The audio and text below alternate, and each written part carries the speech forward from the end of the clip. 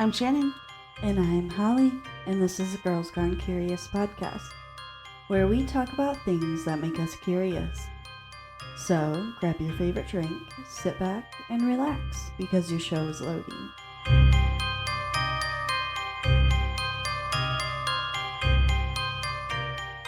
Today's episode includes strong language and sexual assault of a child. This podcast is not suitable for children. We do apologize if we say any of the names or places wrong in today's case. This week's true crime category is SVU, so let's get into it. So what exactly does SVU mean? It stands for Special Victims Unit, but in some police departments it is known as the Special Victims Division. This particular unit or division is dedicated to solving cases with criminal sexual acts. This unit or division also investigates non-sexual crimes against children, elderly, and the disabled, so the most vulnerable of society. This could include neglect and abuse. The most recent data states that there are over 750,000 active police officers in the United States. There are over 19,000 police departments. That seems like a lot. With those numbers, it would seem like each police department would have a special victims division, but that is not the case. Typically, only the larger departments in larger cities like Chicago, New York, Miami have departments dedicated to special victims. This doesn't necessarily mean that cases involving criminal acts of a sexual nature will fall through the cracks, because each department doesn't have this division. But there is something to be said for the extreme backlog of rape kits that were yet to be processed. That is until Mariska Hargitay said enough is enough. Mariska is mainly known for her role as Olivia Benson on the, in my opinion, incredible TV drama known as Law & Order Special Victims Unit. SVU hit the NBC lineup in September of 1999 and is wrapping up its 27th season, and season 28 is a go, which I am so excited for. Mariska decided to do something about the injustice so many victims and survivors have faced. That's when she created the Joyful Heart Foundation. Quote, in 2004, Ms. Hargitay took her commitment to a higher and more personal level by founding the Joyful Heart Foundation. The foundation's mission is to transform society's response to sexual assault, domestic violence, and child abuse, support survivors' healing, and end this violence forever. End quote. One of the biggest focuses for Mariska and the Joyful Heart Foundation was all of the backlogged rape kits. Why were there so many untested kits? Why weren't these cases given the same kind of treatment as other cases? Was it because officers didn't think it was important, or because they didn't want to process them because of the extra time? Why? And we have gone over so many cases where women weren't believed, or men weren't believed, or children weren't believed, or police just didn't feel like there was enough evidence to even pursue. All kinds of things like that. The case that actually comes to mind is our very first one that we did, the one that had the over 90 reports. Yeah, That's Cindy James. Yeah. With the exposure of the staggering numbers of untested rape kits, the End the Backlog campaign begins in 2010, and as of May 1st of this year, all 50 states have enacted rape kit reform. So, side note, in 2022, Maryland had the most backlogged rape kits, almost 3,600 untested kits just sitting there, collecting dust and deteriorating. On the other side, the state that had the most rape kits in crime labs was North Carolina. Crime labs had over 9,000 kits from that state being tested. That is crazy to me, because you have 9,000 kits in the process of, like, in the crime lab, they're actually being tested, but that's a lot of freaking kits. And it's not like one crime lab, they're spread out through multiple crime labs, is my understanding. The End the Backlog campaign is the force that the nation needed to get change started. Detroit began using the 6 pillars of rape kit reform. This reform is survivor-focused, as it should be. The 6 pillars include mandatory kit testing of old kits, mandatory kit testing of new kits, statewide inventory, state tracking system for all kits, dedicated funding, and survivor notification rights. This just means that the survivors have the right to track the progress of their kit as it goes through processing. As it should. Absolutely.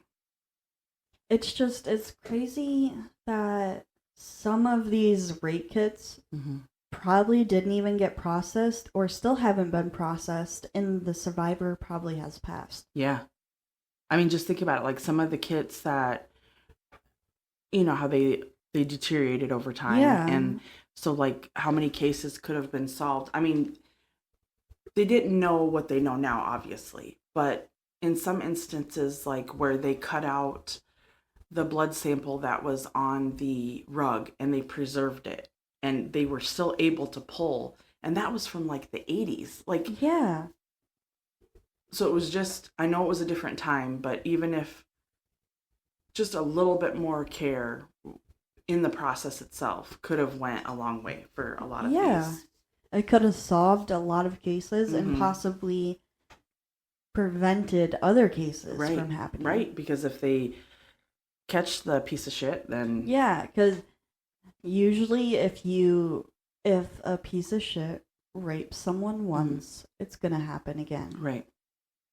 It's not really a once and done. No. Not with those pieces of shit. Nope. With Maine becoming the last and final state that did the reform.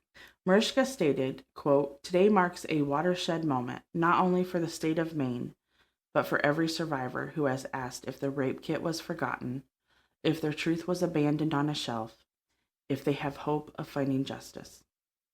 After 16 years of relentless, survivor-driven advocacy, the End the Backlog campaign has achieved a milestone with the passage of unprecedented legislation in Maine. All 50 states, Washington, D.C., and Puerto Rico now have some form of rape kit reform in place. This did not happen overnight. It happened because survivors spoke their truth. It happened because advocates refused to let urgency become complacency. It happened because Representative Geiger, Senator Bennett, and Senator Doosan, along with many other inspired legislators, championed a cause that demanded their persistence and years of dedicated work. And it happened because our community insisted that every survivor deserves accountability, transparency, and dignity in the handling of their kit, end quote. I'm going to apologize again because I probably said those names wrong. Even though the backlog shouldn't have been a thing, it is just amazing to me what can happen when people believe in something so strongly and work together to make ending the backlog a reality. So I do have a case I want to talk about today, but I think it was very important, and since our topic was SVU, I thought it was like very fitting to and needed to put that information in. Yeah, go over everything. And crazy that it took this long for something like that to happen. Yeah, agreed. I do have to say that it was very hard for me to pick a case. As you know, it took me, I had a case in mind. I actually wrote this one first, and then I had another one. Actually, the one I wrote first wasn't an actual real case. It's another one of those AI generated stories. Bullshit stories. Yeah. Hooked me though. So then I found this case, but then there's another case that is pulled me in a different direction. And that one I will be doing at a later date. It just, right now, I couldn't get my mind into the case. Well, and it's hard to pick a case when it's such an extreme. I mean, they're all extreme, but yeah, SVU focuses on the, how did you say it? The vulnerable society, like elderly, children, disabled. So that just, to me, takes another hit. Yeah. And I will cover that case. And it would be fitting in this week's topic, but It just didn't work yeah, out that it just way. didn't work out that way, as we have a ever-growing list of cases. Yeah. But for whatever reason, I was drawn to this. So for today's case, it is going to go back a bit farther and hit on another show called To Catch a Predator. So, do you remember hearing of that show at all? I know you weren't. You were born in 2000, but like. Yeah, I've heard you were of little. Yeah, I heard of it, but I never really watched it. Okay. So this show aired in 2004, and it was a very short run. It was basically a sting operation where police would try to catch men who were trying to assault children. There would be hidden cameras everywhere, inside and outside of the house. I want to rephrase that. There was cameras everywhere, but like the bathrooms, like the living room, the kitchen, the entryway. There was a ton of cameras in that section. Is this where they would also have like a fake minor? Yeah. Be talking to, pretending to be a minor. Yeah. Okay. So men that had been talking to minors on chat rooms would show up to the house where they thought the child was at. The minors that these men were talking to were actually undercover police officers, and the child that was in the house meeting these pieces of shit were also undercover police officers or like a paid actor, actress. So they were like an adult. They were like 18, 19. If I just waited and let you finish. It's totally fine. It's totally fine. The one in particular that I'm going to talk about, she was a 19-year-old actress. The show was canceled in 2008, so some believe it was because the show was just after the what the fuck factor and not actually providing any justice. Others believe it was canceled because the assistant district attorney, Louis Bill Conrad Jr., ended up being one of the predators. So he was actually the chief assistant district attorney for the Rockwell County area in Texas. So someone that's supposed to put these pieces of shit behind bars or underground was one of the predators himself. So fucking stupid. Yeah. And he probably knew about all the sting operations as well, so... Yeah.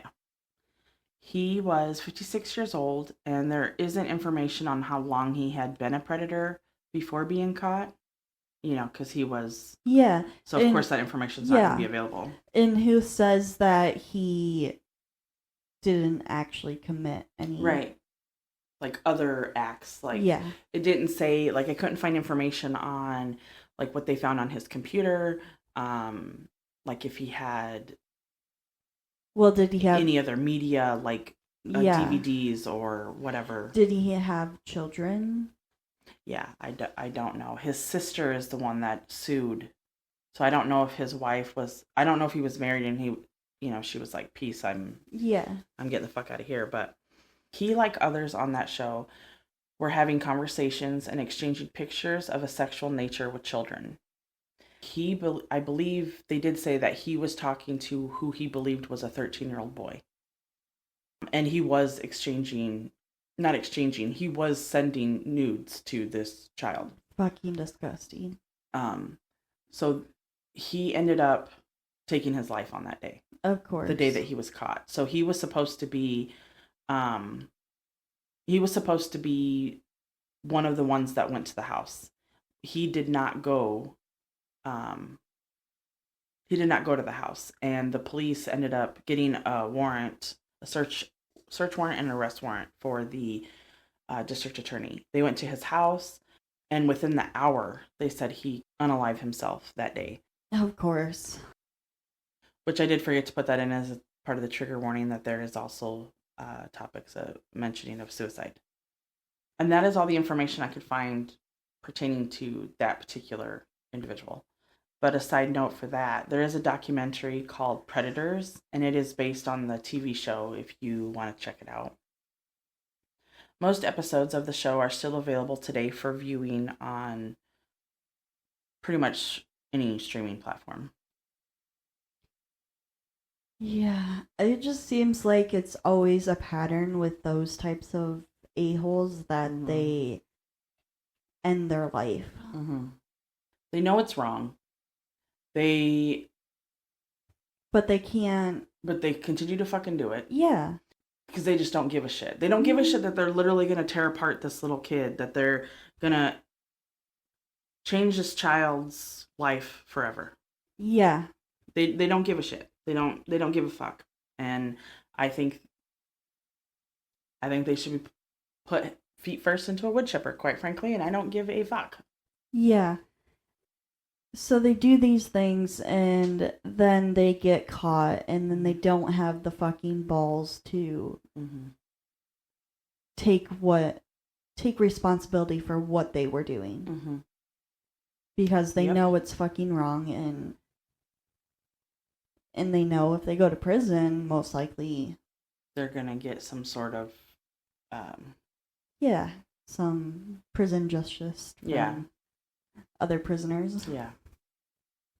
So all of these pieces of shit that we talk about, the predators, every last one of them, as we all know, it doesn't matter what their job is or what their so-called status in the community is. It could literally be somebody who is working a typical 9 to 5, they're working at a fast food place, or they could be, a supposed pillar in the community. It doesn't fucking matter. I don't care who you are. If you're a pedophile, wood chipper has your name on it. That's... Yeah. It doesn't matter who the fuck you are in the community, but at the same time, if you have a name in the community, a lot of times it gets overlooked. And they're like, oh, well, it's just a slap on the wrist. No, it's not. No, it's not. So that person can just fucking do it again. Yeah. So that being said, like, we're talking about supposed pillars in the community, and you can literally pretty much look up, unfortunately, anywhere you live, you can look up, and most likely on the sex offender registry, you're going to find someone that was, the stereotypical pillar of the community. Yeah. And so you think you know someone, but you only know what they want to show you, which isn't always the real version. And this is what leads to the case today. So John Wesley Elliott was born on June 25th, 1968. Not much is known about his childhood or much about his adult life, really, except that he's a pedophile. Well, and it doesn't fucking matter. It doesn't matter. I don't give two shits. Yeah. I just don't care. There is some information that his brother passed away a few years prior to the predator sting that was done. And they believe it was possibly from cancer, but then another source said that he passed, but no, confirmed information about how he passed. So Elliot had been talking to someone he thought was a child on a chat room forum. The child's name is Crystal on the chat. The child was in fact an undercover police officer. Regardless of circumstances, he was chatting with a child, explaining what he wanted to do to her. He explained in great detail what he would do to her when he saw her.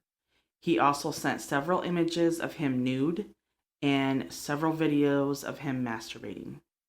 He would then begin to send her images of other nude children. One he sent her, the officer asked, do you know her? And he said, no, she's probably about 14. So he's thinking that he's talking to a child and distributing child pornography to another child.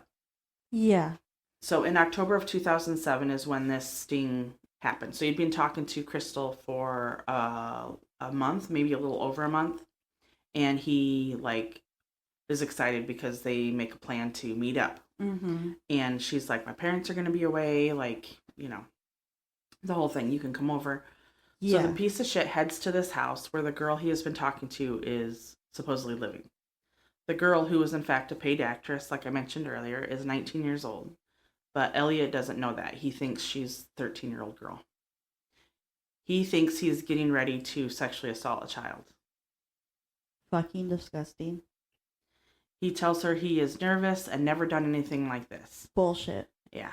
And I say bullshit because he laughs like it's no big deal. This is the thing that I picked up on. He's just laughing I'm nervous. You're so beautiful. He might be doing that to make himself seem not creepy. Yeah. Even though I wanted to choke my laptop screen. With so many cases, but yeah. Then, like I said, if you know anything about the show To Catch a Predator, then Chris Hansen appears and talks to Elliot. Elliot makes some claims that he wasn't going to do anything too bad, just oral sex. Like, it's not a big deal. It was just going to be oral. Sure. Yeah. And he is like, oh, you must be a therapist. I know who you are. You must be a therapist because you look like a therapist. And Hansen's like, no, fucker. Like, I'm not a therapist. And what the fuck are you doing here? Like, and he's laughing, and Hansen is like, you think this is funny? Like, this isn't a joke. Mm-hmm. And he's just like, I don't think it's funny. I'm just. So the laughing was really pissing me off. He laughs a lot throughout the interview with Hansen. He really gets a kick out of himself because he thinks his screen name of Bald Beaver Hunter is hilarious. And he makes claims that he didn't make that name for the chat rooms thinking of a child. You literally went to chat rooms looking to talk to children. Yeah. So, you're a fucking piece of shit liar. Trying to make it seem like, well, I wasn't going to do it in the beginning, and it just happened. Yeah. No. Bullshit. Oh, man. So he ends up leaving the house and is arrested by some of the Kentucky Bureau of Investigation officers. The first thing that strikes me about Elliot is, which I said earlier, but I'm going to say again, is he laughs a lot. Like, this is serious. He was planning on raping a child, and he's just like, yeah, I was going to do it. Like, it's no big deal. Yeah, it is but a like, big deal. I was just going to do oral sex, right. So it's not as bad as actually doing. Right. Oh, fucking. Yeah. So he goes into, and you can, so he goes into the, like, interrogation interview room. And the agent says, you've had an interesting night, huh? And he says, yeah. And starts laughing again. Like, oh my gosh. What the fuck are you, what is so funny? Like, so when asked what the fuck is he doing, he said that he started his search talking to children on a text-based chat called ParaChat. He also said that he built his own computer for purposes that weren't related to child pornography, but yet he had child pornography. Bullshit. He did give permission for the agents to search his car, all of his electronic devices, and any type of storage media. So the agent asked if he had any way to store anything, and he said all he had was his computer, and that there was only one file on his computer that had images that had related to child pornography. Mm-hmm. I did not mention this because I didn't care at the time, but he is married, and his wife also has a computer. So his wife would be downstairs, in the living room, in whatever room on her computer. And he would be upstairs on his computer. Looking at child pornography. Oh my gosh. Yeah. He actually asked if anyone was going to notify his wife. And the agent was like, no, you are. Which, like, I wouldn't want to call his wife and tell him, no, motherfucker, you're going to tell her. You're going to fucking tell her everything. So when the agent asked him why he did it, the waterworks started. He said he lost his brother and it should be him that died, not his brother. He said that he's in a bad marriage and has a bad job. Oh my gosh. Yeah. So that's literally his excuse for why he's trying to rape a child. Fucking change your life. Yeah. Don't. Oh. Yeah. Fucking hate people. Yeah. The waterworks shut off pretty quickly after he makes those statements. Yeah, they're just show. Mm-hmm. He is asked about his job, and he claims he can't say anything about his job because he signed an NDA and isn't allowed to talk about it. So, he knows the law and understands it, but didn't think trying to rape a child was bad, apparently. He was respecting the legal document from his employer saying, you can't say where you work, you can't say what you do, you can't say any type of component of the job, but fuck off to any laws about children's safety, pretty much. Oh my gosh. So Elliott is sent to prison, and the judge sets bail at $50,000 cash. He faces 5 to 10 years and being put on the sex offender registry for the charge of first-degree attempted unlawful transaction with a minor. This, at the time, was a C-class felony. He does plead guilty, so that's because usually they don't or don't think they did anything wrong, but he does plead guilty and is sentenced to 7 years in prison. He is also required to be on the Kentucky Sex Offender Registry for 20 years. Once he's released from prison, there was a 5-year conditional discharge following his release. So this would mean that if he did anything relating to endangering children, he would go to jail again and longer sentencing. So on that day, back in October 2007, when the sting happened, Elliott wasn't the only one who was trying to rape a child. Others also had the same intentions that day. The other predators that were arrested were Michael J. Patterson, a 24-year-old male at that time, who was an ex-police officer from Indiana.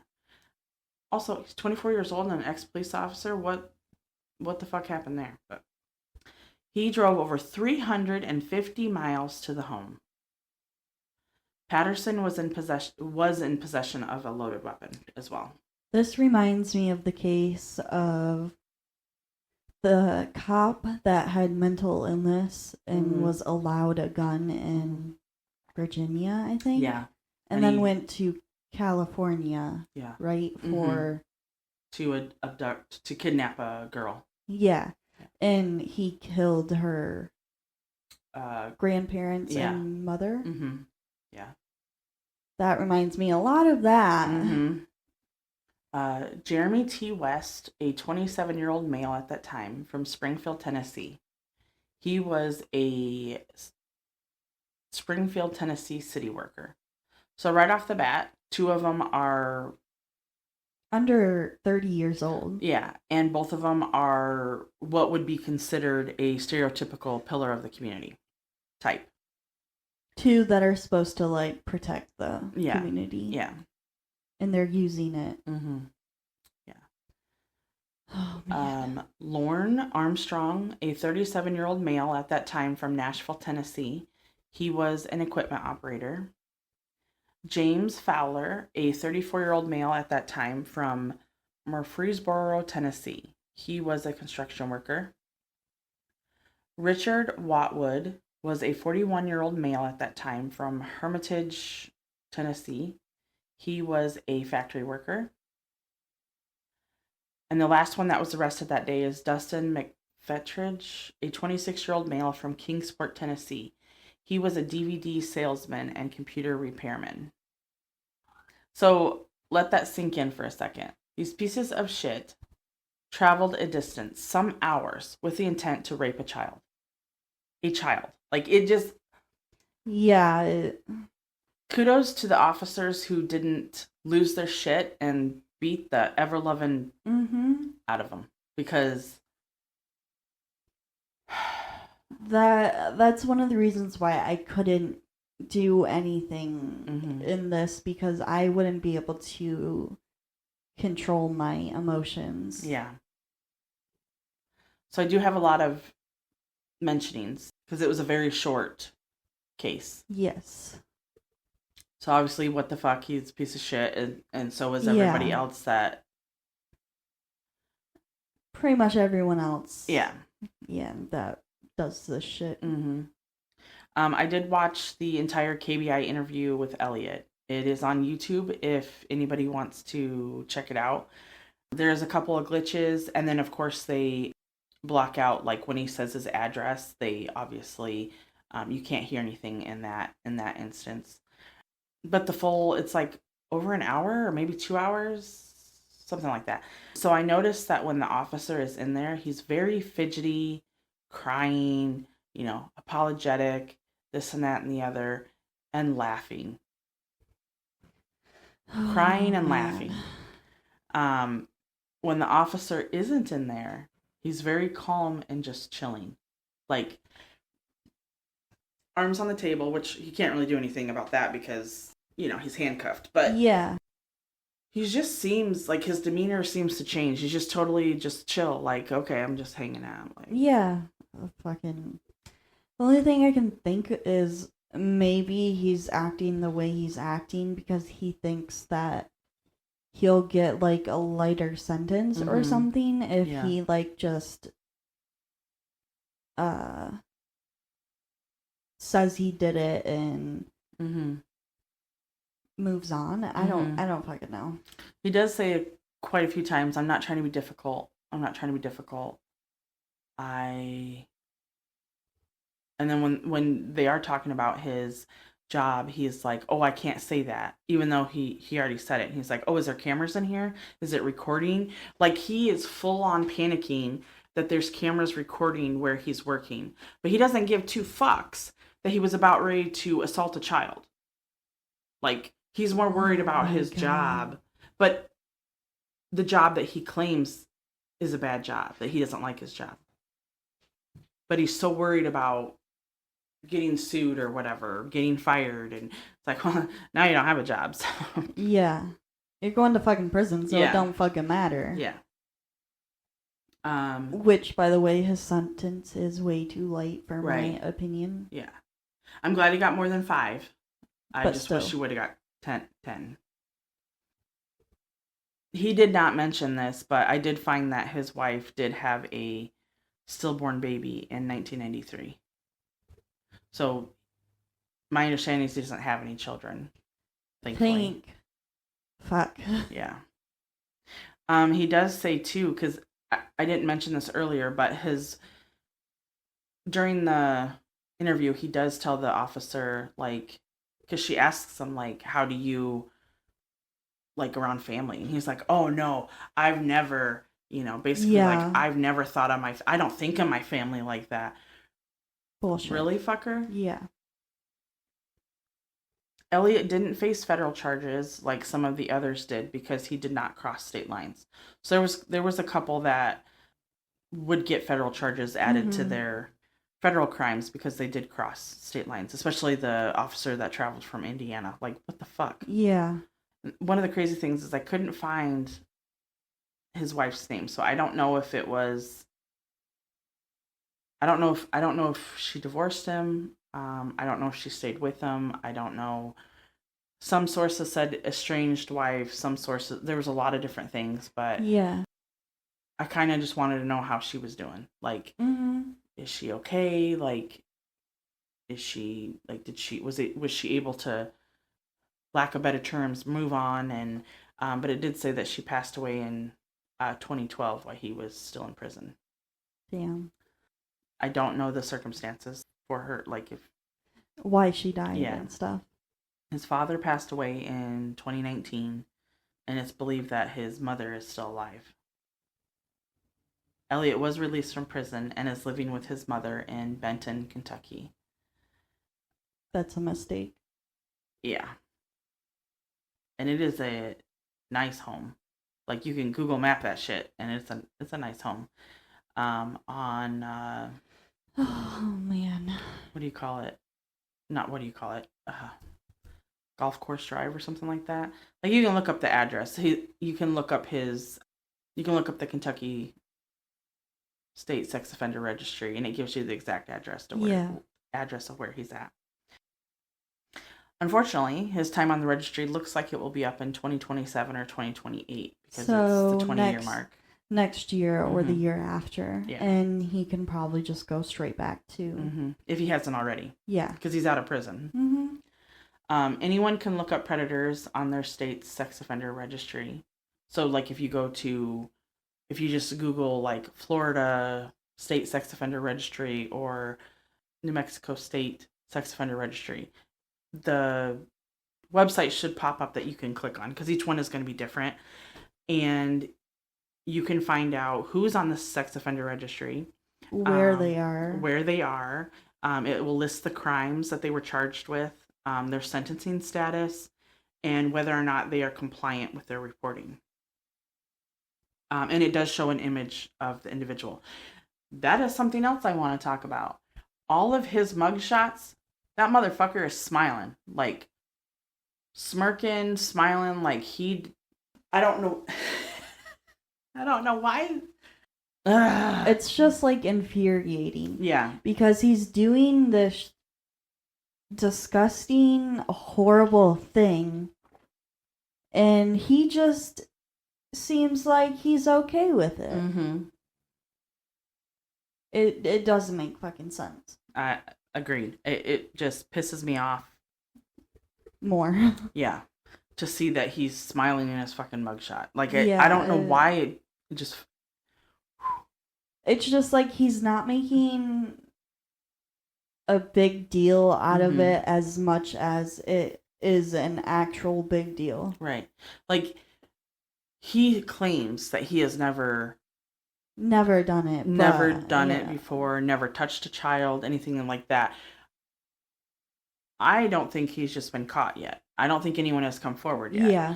Well, also, he says he wouldn't do that to family, but... Yeah. And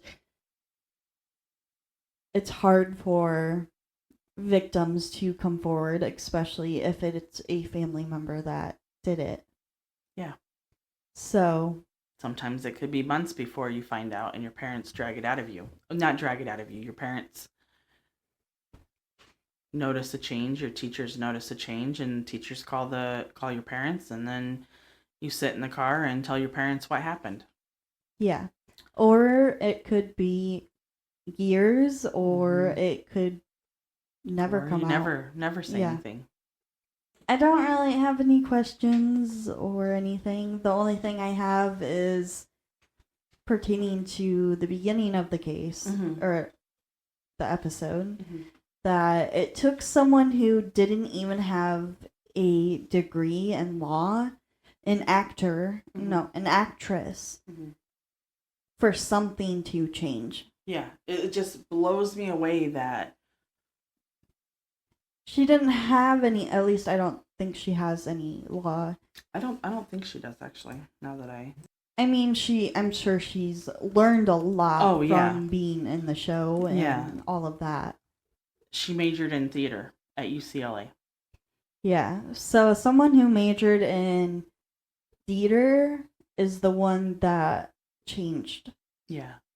She did receive an honorary doctorate from the John Jay College of Criminal Justice, though.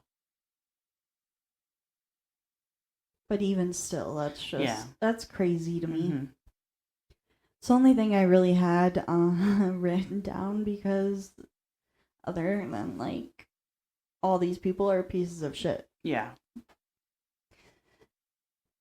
And that's pretty much it. That's all I have. Yeah, that's pretty much going to go into detail of, like, all of the... But there wasn't, like, a whole lot of detail, and so I couldn't go into more for the ones that were on that particular episode. And the thing of it is like, each episode, there was multiple pieces of shit on there that were arrested. And I want to know, like, did they all serve time? And we already know that over 51% reoffend once they get out. So I'm not really sure why they that we know of. That we know of, yeah. I have a feeling that percentage is not actually true. Yeah, I agree. Yeah. If you haven't, go check out our TikTok, because we have been posting that pretty much regularly. Yes. So please check it out. Spread the news. And like always, we are on Spotify, and we're on YouTube and Instagram, but like mainly our episodes are on Spotify and YouTube. Yeah. So check those out. For sure. And TikTok is just pretty much snippets, and Instagram is pretty much just pictures and reels. Just to inform you that we have posted pretty much. So, our hearts go out to all of the victims in this case and all individuals affected. With that is all we have for today. Thank you for listening. If you have any questions or comments, you can find us on Spotify, YouTube, TikTok, and Instagram at Girls Gone Curious Podcast. Until next time.